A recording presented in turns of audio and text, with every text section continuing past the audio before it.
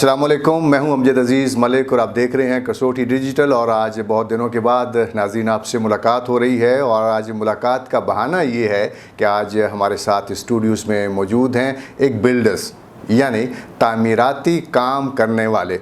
और ये तामीराती काम किस तरह से हो रहा है और किस तरह से हाई राइज़ बिल्डिंग्स बनाई जा रही हैं, हाई राइज़ बिल्डिंग का रुझान क्या पेशावर में है या नहीं, हम इस बारे में बात करेंगे। आज हमारे साथ स्टूडियोज़ में मौजूद हैं बुराक बिल्डर्स के CEO जनाब अली हैदर बाबा खेल साहब। बहुत शुक्रिया बाबा खेल साहब, आप तशरीफ़ लाए। और मैं समझता हूँ कि आजकल जो हालात हैं उसमें रुझान क्या है, क्या लोग घरों की ख़रीदो फ़रोख्त या अराज़ी की ख़रीदो फ़रोख्त में दिलचस्पी ले रहे हैं?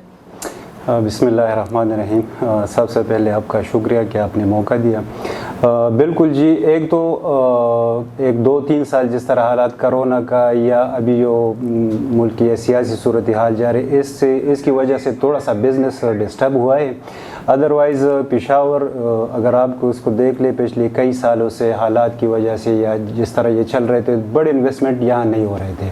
अब अल्हम्दुलिल्लाह कुछ सालों से पेशावर में अमन आ चुका है, तो यहाँ पर एक हाई लेवल की डेवलपमेंट स्टार्ट हो चुकी है।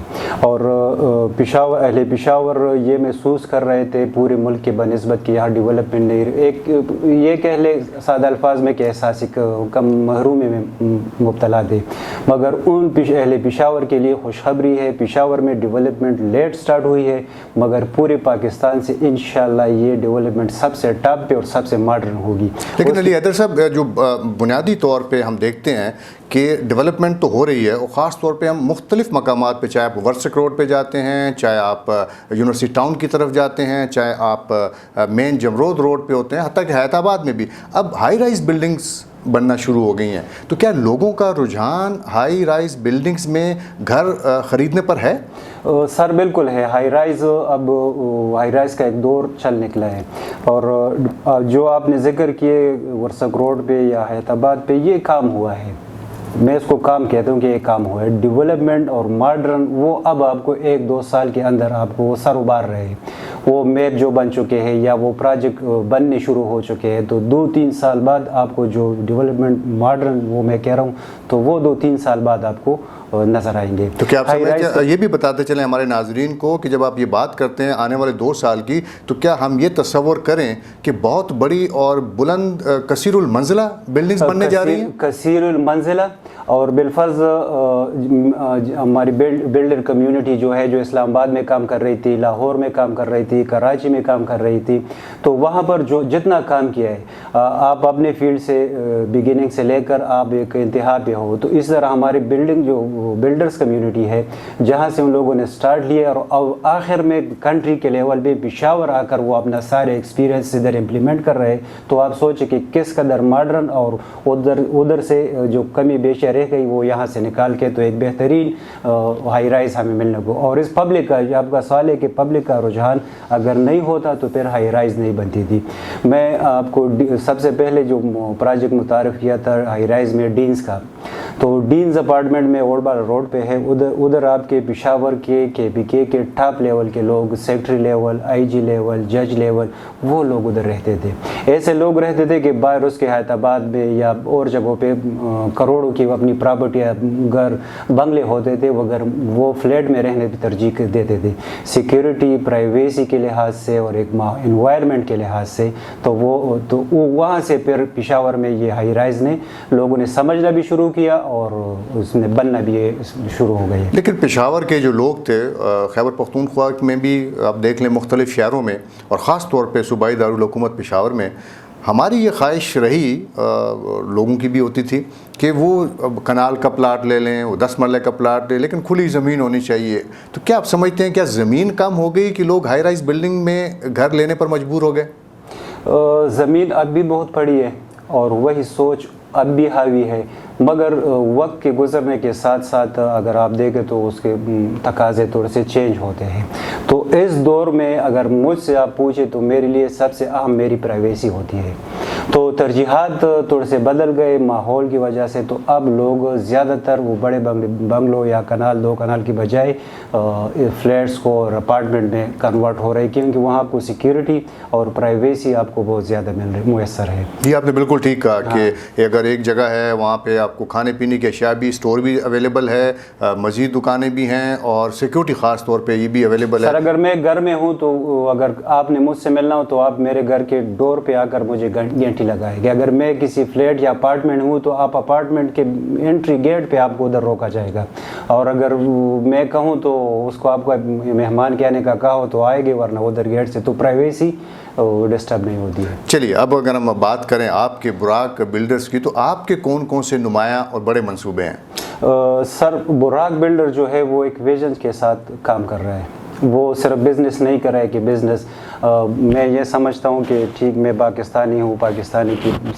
سب سے پہلے میں پشاور کا ہوں، پشاور میں رہنے والا ہوں، تو میرا ترجیح یہ ہوتا ہے کہ اپنے آپ پہ ہم اپنی کمپنی پہ یہ لازم سمجھتے ہیں کہ ہم پشاور کا، اہل پشاور کا ہم پہ حق ہے، یا پشاور کی ترقی میں ہم کتنا رول پلے کر رہے ہیں۔ تو اس نظریے کے ساتھ ہم پروجیکٹ بنا رہے ہیں۔ ہم نے سب سے پہلا ہائی رائز پروجیکٹ جو لانچ کیا خیبر ہائٹس کے نام سے، اس سے پہلے جتنے بھی پروجیکٹ تھے ہم اس کو قدر کی نگاہ سے دیکھتے ہیں، اگر وہ نہیں بنتے تو ہمارا رجحان بھی نہیں ہوتا تھا، تو اس کو ہم استادوں کی طرح مانتے ہیں۔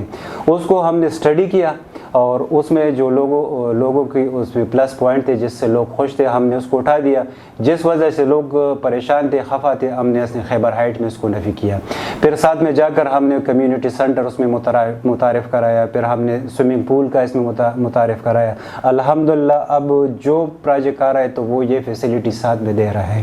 تو خیبر ہائٹس کو، براق بلڈر کو پشاور میں ہائی رائز کے حوالے سے ٹرینڈ سیٹر کے نام سے پہچانا جاتا ہے۔ اب ناصر باغ روڈ پہ خیبر ہائٹس ہمارا ریزیڈینشل 8 کنال پہ محیط ہے، تو ہم نے پھر اس سے 10 قدم آگے جا کر ناصر باغ روڈ پہ 8 کنال پہ ہمارا سیم ایریا پہ خیبر ہائٹ میں ہمارے 287 یونٹ ہیں، اور ناصر باغ روڈ میں BRMC Buraq residential and medical city, اس میں 8 کنال کے ریزیڈینشل رقبہ پہ ہمارے ساتھ صرف 80 فلیٹ ہے۔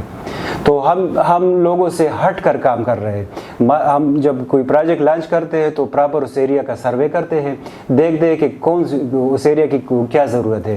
تو ہائی رائز میں، فلیٹس میں اب ہم ایک ایشو، میں خود بھی 8 سال رہا ہوں، تو یہ کام جب ہم ڈاکٹروں کے پاس جاتے تھے تو پہلے پوچھتے تھے، یہ پتہ چلتا تھا کہ فلیٹ میں رہتے ہیں تو ادھر وینٹیلیشن اور یہ ہوا اور روشنی یہ کا بہت مسئلہ ہوتا ہے، تو وہ آپ کا وہ افیکٹ کرتا ہے۔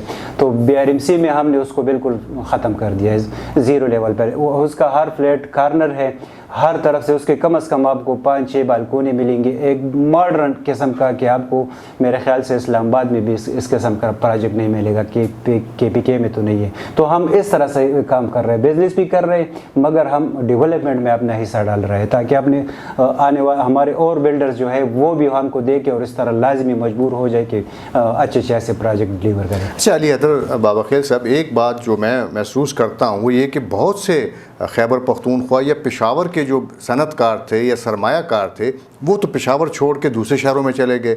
آپ نے پشاور ہی میں انویسٹمنٹ کا فیصلہ کیا اور اس میں آپ کو کامیابی بھی ملی، لیکن کیا آپ کو بینکس جو ہیں، کیونکہ بعض سرمایہ کاروں کی یہ شکایات بھی تھیں کہ بینکس لینڈنگ نہیں کرتے، قرضے نہیں دیتے، تو کیا آپ بھی بینکوں کے پاس جاتے ہیں قرضوں کے لیے؟ کیا صورتحال ہے؟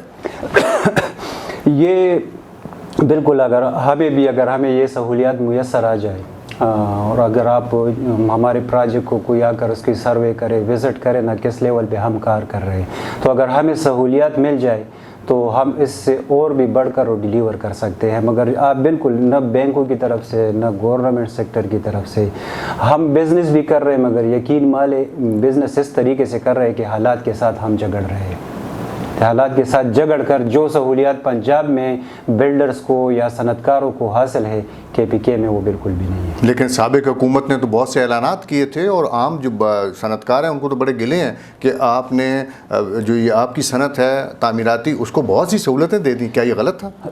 سر آپ یہ دیکھ لیں، اس سے ہٹ کر میں بحیثیت میں ایک پاکستانی ہوں، اور میرے لیے تمام سیاسی پارٹیاں، اس کی لیڈر یا اس کے فالوور جو ہے وہ پاکستانی کو میں تصور کرتا ہوں، ہم ایک جیسے حالات کو سفر کر دیں۔ خیبر ہائٹس تقریباً 2020 میں غالباً ہم نے سٹارٹ کیا تھا، اور اس وقت سریا کی ریٹ تھی 1 لاکھ پر ٹن. اب آج تقریباً لگ بھگ 2.5 لاکھ کو پہنچ چکا ہے, ڈبل اس طرح اور مٹیریل. اچھا, ہم پھر اپنے کمیونٹی سے یہ وعدہ بھی کرتے ہیں کہ ہم آپ کو ایک کوالٹی ورک دیں گے. تو سر آپ خود سوچیں کہ آلموسٹ ہم پہ ریٹ ڈبل ہو گئے, تو کوالٹی ہم کس طرح مینٹین کریں؟ کوالٹی مینٹین کرتے ہیں تو ہمارے بھی بچے ہیں, ہمیں بھی ہمارے سرمایہ لگاتے ہیں, ہمیں بھی کچھ ریٹرن ملتے. تو اب اس چکر میں ہے کہ منافع تو چھوڑے, کہ منافع کی سوچ ہی چھوڑے کہ نقصان سے بچ جائے. تو اگر آپ کے مٹیریل آپ اتنا لیول تک چلا جائے اور گورنمنٹ کے پاس یا پھر ہمیں فیسیلیٹیٹ کرنے کے لیے یا کوئی رشتہ نہیں ہے, تو یہ صنعت تو اس طرح برباد ہو جائے گا. آج حال یہ ہے کہ تقریباً 80% کام رکا ہوا ہے. اگر کچھ کام چل بھی رہا ہے تو اس طرح اتنا چل رہا ہے کہ دکھاوے کے لیے, کیونکہ وہ برداشت سے سب کچھ باہر ہو گئے. تو پاکستان کا یہ علم ہے کہ وہ صنعت کاروں کو اور اپنی اس طرح انڈسٹری کو سپورٹ نہیں کرتے. بہرحال اچھی خبر یہ تھی کہ پشاور میں ہائی رائز بلڈنگ بننے جا رہی ہیں, اور تھوڑی سی افسوسناک خبر یہ ہے کہ حکومتی تعاون یا سہولتیں نہ ہونے کی وجہ سے بلڈرز کو بھی مشکلات کا سامنا ہے. لیکن علی حیدر صاحب, ہمیں یہ توقع ہے کہ آنے والے دنوں میں جب پاکستان کی معیشت بہتری کی جانب گامزن ہوگی, تو یقینی طور پر تعمیراتی جو سلسلے ہیں اس میں بھی بہتری آئے گی, اور آنے والے دنوں میں نہ صرف یہ کہ بلڈرز کو مالی فائدہ حاصل ہوگا, بلکہ جو شہری ہیں ان کو بھی سستے داموں فلیٹس خریدنے کا ایک موقع میسر آئے گا. ہم آپ کے بہت مشکور ہیں کہ آپ ہمارے اسٹوڈیوز میں تشریف لائے. ملاقاتوں کا یہ سلسلہ انشاءاللہ مستقبل میں بھی جاری رہے گا.